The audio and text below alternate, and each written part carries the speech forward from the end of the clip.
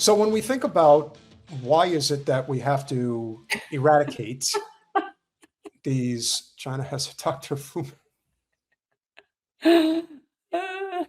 something wrong. Is that what you're saying? Oh my God. Guys are bad. I like racial humor. I just do. I'm New Jersey. I grew up in an Italian-Irish area. It's what we do. And it doesn't mean that we hate people of other races, creeds, colors, and whatnot. Some of them do, but that comes from inadequacy and insecurity. I just think it's funny because I think that we should be able to laugh at each other for jokes. You know, why is there Mexican refried beans? Do you know why? Why? Because if you ever met a Mexican that didn't fuck things up the first time around, have you heard about the tires What the fire fuck scheme? are you talking about? Why are you Tires- talking like this? You're Have you heard sounding of the tires crazy. fire scheme? Not only do they stop on a dime, come on, you should be able to finish this one. They pick it up as well. So why is this funny? I'll tell you why.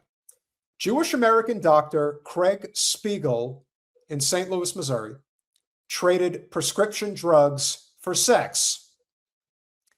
Court found out he planned to flee to Israel and denied bail. Here we go.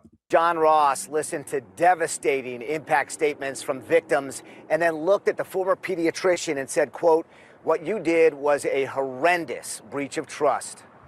For years, pediatrician Craig Spiegel worked out of a medical building near DePaul Hospital in Bridgeton, where patients began reporting the doctor offering prescriptions for sex. Okay, Where is this? Oh, God. Wait, where's this? Is this in? It's St. Louis.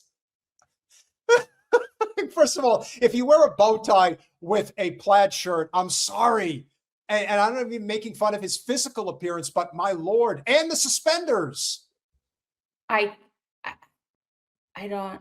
This is so random, this story.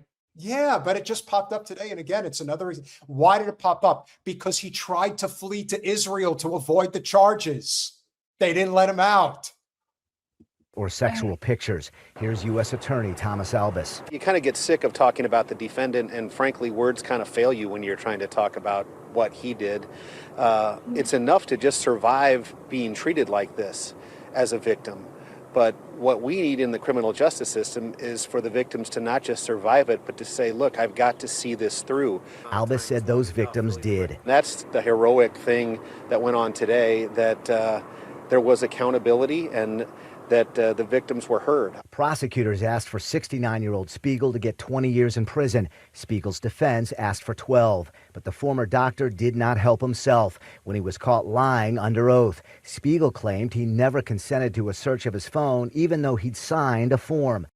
What you did was a horrendous breach of trust. For years, I don't know. I meant to pause it because I wanted to say it. So why would somebody be surprised that a rapist would lie about it? He lied under oath? Really? He did? Well, that's the thing about lying, is that one lie begets another lie, and another, and another, and another. Oh, that's he so didn't help himself when he was caught lying under oath. Spiegel claimed he never consented to a search of his phone, even though he'd signed a form. One of the impact statements was from a mother who said Spiegel illegally dispensed prescriptions to her daughter, who she eventually found dead. Spiegel said in court that he apologized and partly blamed his behavior on losing family in the Holocaust. Oh!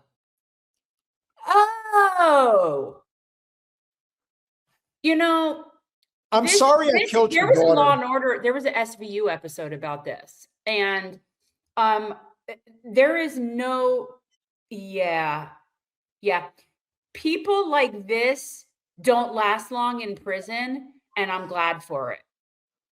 A guy that looks like that? No way. This is someone who was a doctor and took an oath to do no harm and was preying on people that were addicts instead of getting them help. There is no hell deep enough, honestly. And he ended up killing one of them, which means he committed manslaughter. That's indisputable. And he's blaming the Holocaust for it, and not even him being in the Holocaust. I had family members in the Holocaust, and some of them died. So that gives me the right to commit sex crimes. Yeah, let me tell you, Teresa, guys like that, and based on the nature of his crimes, they don't last long. They don't last long in prison. No. Here's the satisfying conclusion. The judge looked at him and said that is an offensive excuse and sentenced him to 20 years in prison. Downtown, Chris Hayes, Fox 2 News. Judge John Ross. Okay, And so 20 and years. 20 years is really probably, I don't know what the laws are in Missouri in terms of like how much time is real time versus like, so in Texas, for example, when I was there, it was really like 3-to-1. So you would really serve like 30% of your time in state if you had good behavior and all these things, right? Like it's not full time. So let's say 20 years, he's still serving a good 7+ probably on that, depending on the state. He won't make it 2. You know what I mean? So yeah.